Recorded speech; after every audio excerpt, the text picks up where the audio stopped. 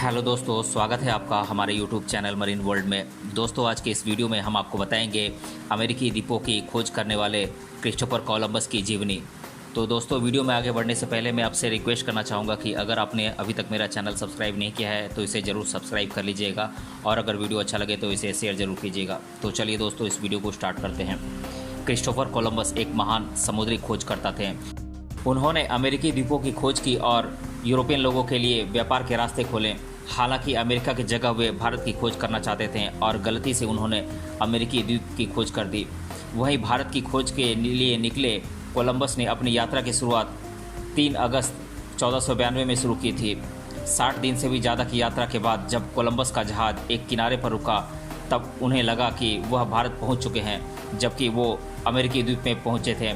तो आइए जानते हैं महान खोजकर्ता कोलंबस के जीवन के बारे में। इनका पूरा नाम था क्रिस्टोफर कोलंबस और इनका जन्म हुआ था 1451 में इटली के गेनोवा शहर में। और इनके पिता का नाम था डोमेनिको कोलंबो और इनकी माता का नाम था सुसेना, और ये अमेरिकी द्वीपों की खोज के लिए मशहूर हुए थे। दुनिया के महान खोजकर्ता क्रिस्टोफर कोलंबस इटली के जेनोवा में एक जुलाहे के परिवार में जन्मे थे। उनके पिता का नाम डोमेनिको कोलंबो था, जो कि एक जुलाहे थे, जबकि माता का नाम सुसाना फोंटानारोसा था। अपने बचपन के शुरुआती दिनों से ही कोलंबस अपने पिता के साथ उनके व्यापार में हाथ बटाते थे। वहीं बाद में उनकी दिलचस्पी समुद्री यात्राओं की तरफ बढ़ने लगी और उन्होंने काफ़ी मेहनत और लगन से नौकायन का बेहतर ज्ञान हासिल कर लिया। वहीं नौकायन का बेहतर ज्ञान होने के चलते उन्हें उत्तर की तरफ जाने वाली नावों के साथ व्यापार करने का अवसर प्राप्त हुआ। इस तरह उन्होंने समुद्री यात्राओं को अपना पेशा बना लिया और बाद में अमेरिकी द्वीपों की खोज कर खुद को विश्व के सबसे महानतम समुद्री खोजकर्ता के रूप में साबित किया। कोलंबस के वक्त यूरोप के व्यापारी जमीन के रास्तों के माध्यम से भारत समेत अन्य एशियाई देशों में अपना माल बेचा करते थे और वापस जाते समय वहाँ के मसाले आदि यूरोप में लाकर बेचकर काफ़ी मुनाफा कमाते थे। यह ज़मीनी रास्ता तुर्की, ईरान और अफ़गानिस्तान से होकर भारत की तरफ जाता था। हालांकि 1453 में इन सभी इलाकों में मुस्लिम तुर्कानी साम्राज्य ने अपना अधिकार जमा लिया और यह सभी ज़मीनी रास्ते यूरोपियन व्यापारियों के लिए बंद कर दिए गए, जिसके चलते भारत और एशियाई देशों के साथ यूरोप से व्यापार पूरी तरह ठप हो गया और वहाँ की अर्थव्यवस्था काफ़ी कमज़ोर पड़ गई। ज़मीनी रास्ते बंद होने की वजह से जब यूरोप के साथ भारत और अन्य एशियाई देशों का व्यापार पूरी तरह बंद हो गया, उस दौरान यूरोपीय देशों की अर्थव्यवस्था को मजबूत करने के लिए भारत और एशियाई देशों के लिए नए रास्ते की खोज करना बेहद ज़रूरी हो गया था। वहीं जब कोलंबस इसके बारे में सोच रहे थे, तभी उनके मन में विचार आया कि अगर ज़मीनी रास्ते से भारत नहीं पहुंचा जा सकता है तो इसके लिए समुद्री रास्ता खोजा जा सकता है। कोलंबस ने बचपन में किताबों में पढ़ा था कि पृथ्वी गोल है, और फिर क्या था, उन्होंने सोचा कि अगर समुद्र के रास्ते पश्चिम की तरफ खोज की जाए तो भारत तक पहुंचा जा सकता है, और वह अपनी इसी सोच के साथ भारत की खोज के लिए निकल पड़े। हालांकि उनकी यह यकीन तब गलत साबित हुई जब उन्होंने अमेरिकी द्वीपों को ही भारत समझ लिया। क्रिस्टोफर कोलंबस जब भारत की खोज के लिए अपनी समुद्री यात्रा की शुरुआत करने जा रहे थे, तब उन्होंने अपने इस समुद्री यात्रा का खर्च उठाने के लिए पुर्तगाल के राजा के सामने प्रस्ताव रखा। लेकिन वहां के राजा को कोलंबस की इस सोच पर यकीन नहीं हुआ कि समुद्र के रास्ते पश्चिम की तरफ खोज की जाए तो भारत के लिए नया रास्ता मिल सकता है। इसलिए उन्होंने इस सफ़र का खर्च उठाने के प्रस्ताव को ठुकरा दिया। फिर क्या था, अपने यकीन को हकीकत में बदलने के लिए कोलंबस ने स्पेन के शासकों से मदद मांगी, जिसके बाद स्पेन के शासक उनकी समुद्री यात्रा का पूरा खर्च उठाने के लिए तैयार हो गए। हालांकि उन्हें अपनी इस यात्रा की शुरुआत करने के लिए सिर्फ खर्च का इंतजाम करना ही नाकाफ़ी नहीं था, इसलिए उन्होंने कई ऐसे नाविकों की तलाश भी की जो कि उनकी सोच पर विश्वास करें और उनके साथ इस खोज में मदद करें। हालांकि उस वक्त लोगों की यह सोच थी कि धरती टेबल की तरफ चपटी है, अगर वे विशाल समुद्र के लंबे सफ़र पर निकलेंगे तो एक दिन समुद्र के ख़त्म होते ही वे नीचे गिर जाएंगे। ऐसे में खोज के लिए अपने साथ कुछ नाविकों को तैयार करना क्रिस्टोफर कोलंबस के लिए किसी बड़ी चुनौती से कम नहीं था। लेकिन कोलंबस ने किसी तरह करीब 90 नाविकों को समझा बुझाकर अपने इस समुद्री यात्रा में चलने के लिए तैयार किया, और इस तरह वे 3 अगस्त 1492 को स्पेन से भारत के लिए नए समुद्री रास्तों की खोज के लिए निकल पड़े। उनके इस समुद्री यात्रा के दौरान उनके साथ पिंटा, सांता और नीना नाम के 3 जहाज भी थे।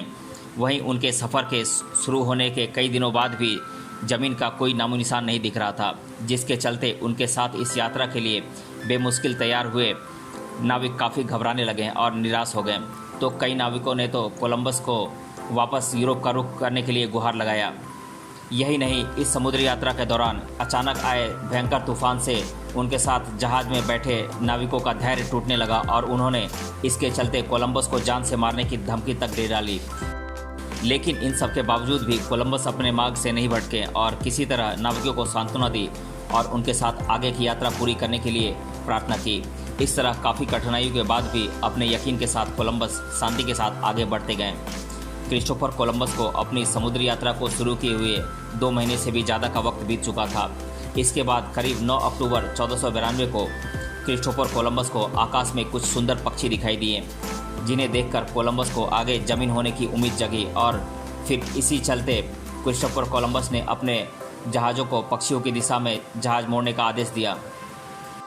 और इसके करीब 3 दिन बाद 12 अक्टूबर 1492 को कोलंबस के जहाज़ धरती के किनारे आ गए और कोलंबस ने अपने पैर जमीन पर रखे। हालांकि कोलंबस उस वक्त यह सोच रहे थे कि उनके जहाज़ भारत पहुंच चुके हैं, लेकिन वास्तव में वे एक अमेरिकी कैरिबियाई द्वीप पर पहुंचे थे, जो कि बहामास का एक आइलैंड सैन साल्वाडोर था। इसके बाद कोलंबस ने अपना खोजी अभियान जारी रखते हुए इसके कुछ हफ्तों बाद कई अन्य कैरिबियाई द्वीपों की खोज की। इसमें Hispaniola, San Domenico, Joanna, Cuba आदि शामिल थे। इन सभी खोजे हुए द्वीपों को मिलाकर कोलंबस ने उन्हें इंडीज़ का नाम दिया। वहीं इंडीज़ के प्रदेश में उस वक्त आदिवासी रहते थे जिन पर आसानी से हुकूमत की जा सकती थी।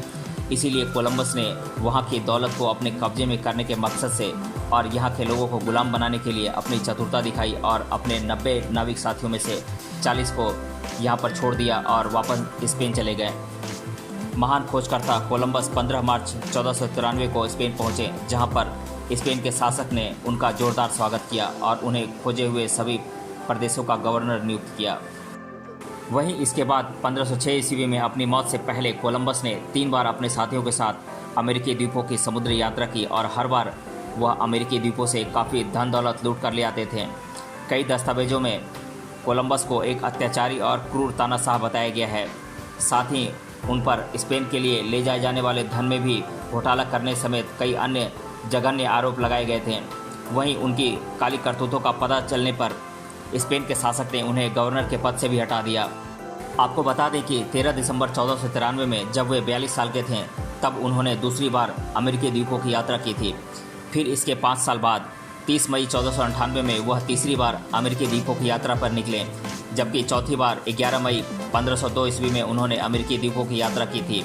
वहीं कोलंबस के लिए उनकी यह आखिरी समुद्री यात्रा साबित हुई, क्योंकि इसके बाद फिर वे कभी अमेरिकी द्वीपों की तरफ रुख नहीं कर पाए। इस तरह महान खोजकर्ता कोलंबस ने अपने जीवन में करीब 4 बार समुद्री यात्राएं की थी और अपनी इस समुद्री यात्राओं के दौरान उन्होंने मध्य दक्षिण अमेरिका के कई हिस्सों की खोज की थी।